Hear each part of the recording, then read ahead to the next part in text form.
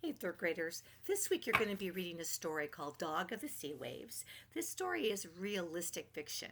So it didn't really happen, but it's realistic. So the events in the story could have happened. The story is about a family of young men who travel a really long distance to the islands of Hawaii. And while they're there, they find an injured sea lion. And it's an awesome story. I think you'll enjoy it.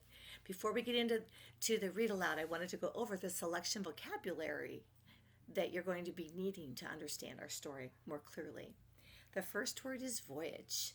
A voyage is a long trip, often across the ocean. The next word is lava. Lava is melted rock that flows from a volcano. The third word is rippled. If something is rippled, it forms tiny waves. The fourth word is arrival. Arrival means getting to a place. 5. Guided. Guided means showed the way to. Sixth word is twisted. Twisted means wound together into a single strand. Seventh word is aboard.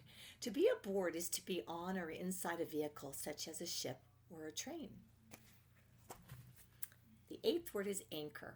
An anchor is a heavy metal object that keeps a ship in place. The ninth word is spotted. If a person spotted something, he or she saw it. Do you see that they have spotted a whale? It's exciting. The 10th word is bay. A bay is a sheltered part of the sea that cuts into land. All right, our read aloud is called Mapping the World. In the summer of 1778, a captain in the British Royal Navy guided his ship Resolution toward the coast of a large island. The captain's name was James Cook. As waves rippled against the ship, Cook saw that hundreds of islanders had gathered on the beach to greet the ship's arrival. They had twisted flowers together and wore beautiful chains of them around their necks. Others climbed aboard their long canoes and rowed toward Cook's ship in order to guide it into the bay. A volcano had created the island, and lava rocks covered the beaches. It was one of a group of islands that makes up the state of Hawaii today. Hawaii was a beautiful place, but Cook and his crew soon weighed anchor and sailed off. He hadn't found what he was looking for. One of James Cook's missions was to discover if certain places existed, so he always kept track of where his ship was in his record books. Cook made 3 voyages for the British Navy. On his first 2 trips, he explored the southern seas. Sailing far into these waters, he spotted a large mass of land.